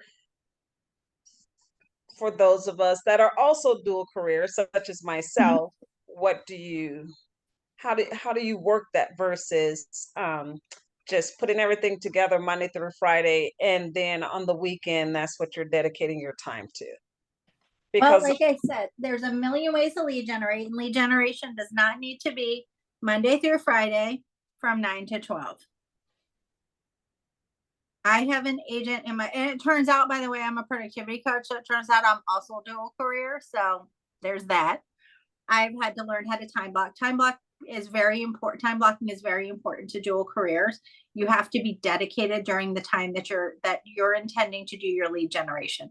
I have an agent in my coaching program who is dual career, also has 3 young children, and with sports events and stuff like that. I suggested that when he goes to all these sporting events, get a bunch of Keller Williams t-shirts, baseball caps, whatever. You know, strike up conversations with people there. He also, his target market is off-market properties for investors. So he goes into the office every Saturday morning. And he goes in the office because it's the only place where it's quiet. And he can go into the office and he can make his phone calls. And that's what he does. And then he goes in Monday nights. So, and over the summer, he's going to start going in Mondays and Wednesdays, and then also Saturday mornings. So it's just, you know, Jordan Freed is a really great high level coach. And he said something I attended a while back. Do your willings match your why? What are you willing to do? Right? Do your willings match your why? You just have to carve out that time. But again, if you're doing your lead gen, if you're doing something you enjoy, it's not like it's work that as much, you know? Like micro events are great, I think, especially for dual career. If you like to go get your nails done, get 5 or 6 girls together and go get your nails done together. And you don't even have to pay for it, just pay for your own nails. Just invite them to go and connect. If you like, my husband's a cigar smoker, meet up with people and go have a cigar. Go golfing, walk your dogs. Do the things that you would normally be doing, just be more purposeful about it. Does that help? Yes. Okay, good. Good. All right, anybody else?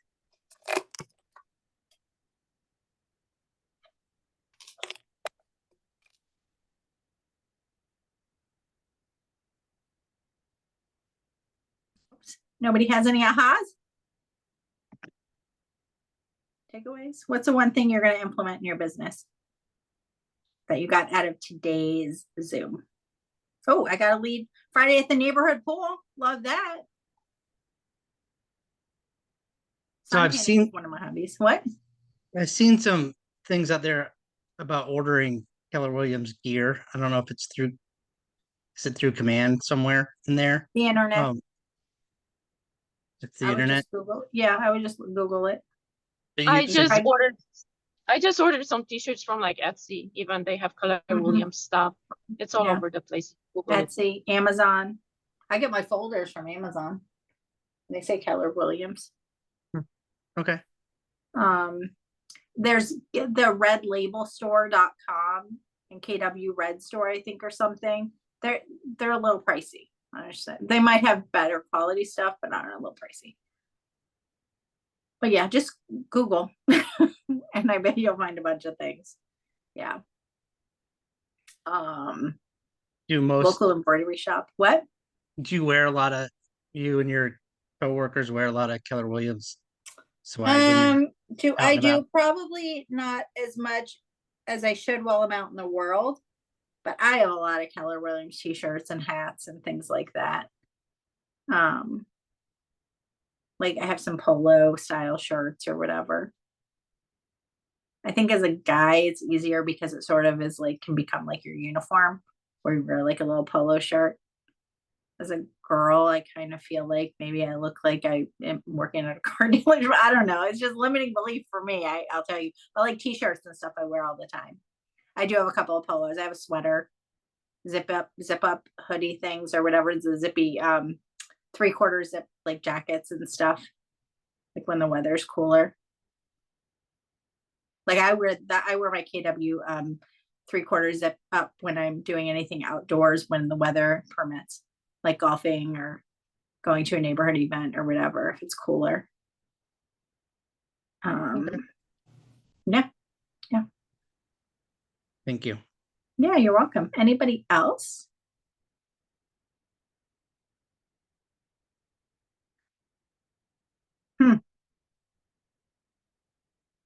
Okay. What So we about want to land? what? Sorry about that. What about lanyards, swag items such as purchasing t-shirts and giving those away can, may be a bit expensive, but swag items, Oh, for sure. lanyards, keychains, things like that is what I'm. As long as it has your contact information on it. Yes. You don't just want like your logo or just to say Keller Williams or something like that. You want to have a way for them to contact you. Yes. And that also becomes a marketing expense write-off on your taxes if Yes. it's branded to you. Yes. And make it something useful. I'll tell you what, at family reunion, we always get a swag bag. The best thing, and I'm going to order these, I still haven't gotten around to it, but we had these little food scraper things that they stuck in there, this hard plastic that when you're doing the dishes or like cleaning like a cast iron skillet or something like that, or like a pan that you can't get the thing off. This thing is incredible. And it's branded to the company. I love this thing and I want to order them because it's been so useful to me. Jar openers, wine keys, I have those. Whenever I give a bottle of wine, I always give my custom wine key.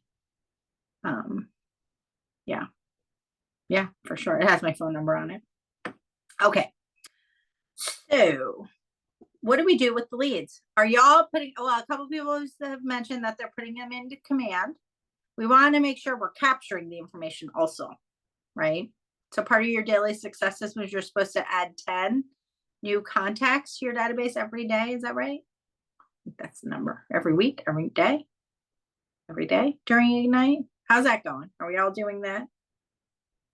Don't all shout out at once because I know you're all doing it. I'm a productivity coach. I know you're not doing it, but I'm telling you, adding and growing your database will give you it'll give you a career that's 23 years long. I get repeat and referral business all the time. So we've lived in Michigan, and I'll just give you a shout out to the power of a database. We have lived in Michigan for 7 years. I have 3 families that in their family dynamic family situation, I've done at least 4 transactions in the state of Michigan, and I've lived here 7 years. And I knew 0 people when we moved here because they're all in my database. And I connect with them regularly and I ask them for referrals and then they give me referrals and I provide value. I offer to keep them updated on their home value. I ask for their help when I need referrals for other vendors. I support their businesses. I celebrate their wins. I follow almost all of them on social media, and then I'll do a shout out. I'll give them a call or a text or direct message or whatever if I see something that amazing happened. Send them a card. Okay. So lead generation plan. So you want to connect with your sphere, build and feed your database, capture leads from open, this is where we're at so far in your Ignite. Capture leads from open houses, social media, and capture leads again, referrals, geographic farms, and consider events and seminars. So you have to come up with a plan. If you're going to screenshot anything, this is a good screenshot. And we definitely want to connect with your sphere, build your database, but then you want to figure out what lead gen methods are right for you. And really, we want to pick about 4. So of the lead gen methods, we'll go to the AHA screen that you've heard about today. Let's do your top, because, okay, your sphere of influence, the people that you already know, your database, that's 100% one. So let's come up with at least 2 more, 2 or 3 more. Who wants to give me 2 or 3, 2 additional, let's just go with 2. 2 additional lead gen methods that you will implement in your business during this Ignite session, this coursework over the next couple weeks. Connecting with other business. I love that. I love that. So you're going to commit to doing that. Yes. We all heard it. Okay. Who else? Commit to your Chamber of Commerce, which they have a lot of events in the summer, and they have different companies and businesses that also show up, and you can you know, intertwine with every single company that's there as well. I love that. I love that. Chamber of Commerce. I'm a member of the chamber. That was something else that I did when we moved here. And I go to events and I connect. And the key to that is one-on-ones. Meeting up for coffee with another business that you want to learn more about and how you can help support them. Who else? Somebody in the chat said business and events. And I'm sorry, I'm backing away. I have the sun coming right here. So I'm trying to go over to the side to stay out of the way.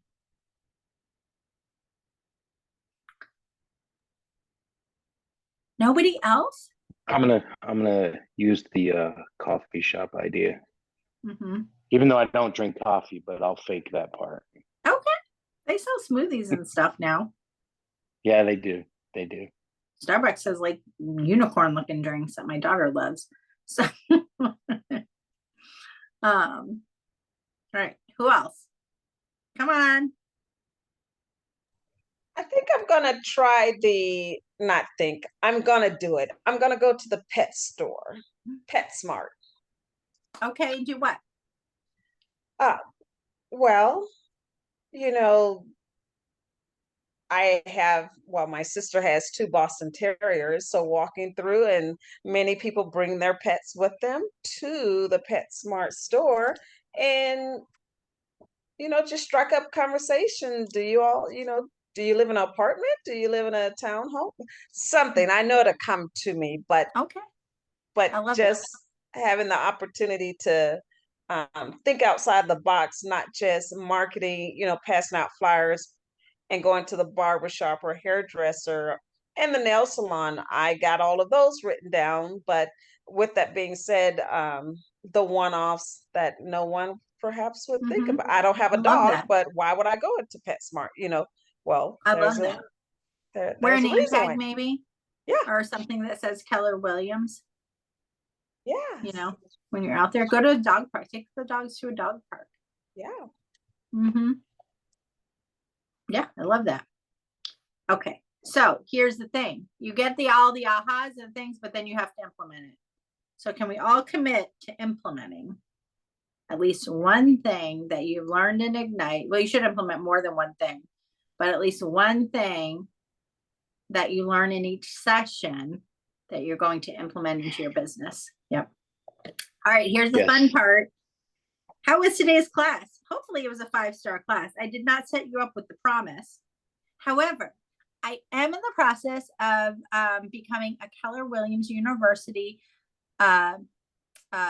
instructor or a faculty member of Keller Williams University. So I need your reviews and I need them to all be amazing. I mean, be honest, but make them amazing. So I put the link in the chat. So if y'all could take a moment to fill out the little survey. My name is not in the drop down. I don't know if you've done this for anybody else. Oh, thank you. Thank you. 5 stars. Okay. My name's not going to be in the drop down. So you need to enter my name in, and I will spell it out. P-R-E-U in the chat. Jolie like Angelina, and Abreu like Bobby Abreu for those that follow baseball. And anyways, if you could just, there's a QR code, you can scan it. The QR code, I think it might take a minute to load. The website itself might take a minute to load, but it's actually kwueval.com. If you go to that URL, it definitely takes a minute to load. But if you click on the QR code or the link I posted in the chat, that will take you directly to the page. But yeah, I appreciate it. So we will end that with that. And as you all are leaving amazing reviews, I appreciate y'all. Feel free to reach out if you have any questions for me about anything. If you think of something you want more clarification on tomorrow or next week or whatever, just let me know. And I'm happy to help. But does anybody have any last questions or thoughts or takeaways from today? I was just gonna say, can I just put you on a keychain and take you everywhere I go?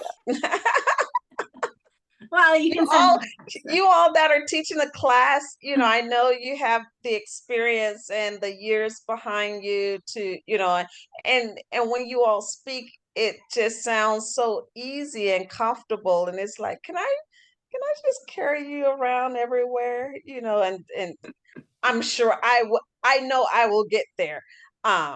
Putting that out into the universe, but you just make it seem so effortless. So thank you. Well, thank you. Listen, I will tell you, here's my last little secret acronym. TOTOT. Time on task over time. It just takes practice and doing the same thing over and over and over and over again. And script practice and role play and practice and more practice and doing the activities. You don't want to just sit in a classroom and learn. You also want to get out there and implement. And learning on the job by actually implementing is the best way, in my opinion. And it's okay. Sometimes it's not always going to go your way. Totally acceptable. And sometimes those are the biggest learning moments. And I don't know is an acceptable answer, but I will find out and get back to you. So yeah, that's the secret. That's the secret sauce. It's time on task over time. The more people you talk to, the more experience you will get, because the more conversations you will have and the more crazy stuff you'll hear. And then you'll learn from that also. So anyhow, all right. We're not going to, you all know what you're supposed to do, right? Oh, listen, you don't, I know y'all are not doing this stuff. Like I know, but I'm telling you it works. So there you go. That's what I would leave you with. Do the things. 10 conversations a day, 10 contacts added, 10 handwritten notes. Do the social media stuff. I promise you'll get business. That's it. Oh, and do so in a TCPA compliant way. I forgot my warning. And here's our affirmation. I engage every conversation in the spirit of contribution, and people are happy to be in relationship with me. There's another screenshot for you. And that, I believe, is it. Well, we're not going to do a role play. We're out of time. Y'all are lucky. I promised we'd leave early, and then we did. But there you go. There's Ignite, lead gen. Oh, let me look at the chat. What's the region and Ignite class number? Oh, it's 9, class number 9. Your region is your region number. I don't know what your region number is. Or your region name. It's whatever. I'm in Michigan, Northern Ohio. My other office is South Florida region.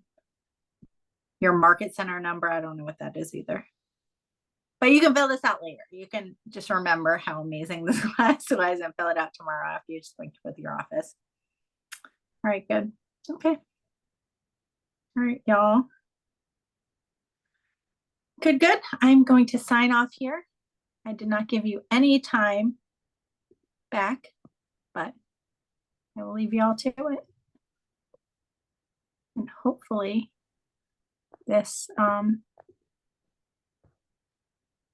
class recorded. Now I'm sweating. All right. All right, y'all. Have a very nice night and reach out if you have any questions.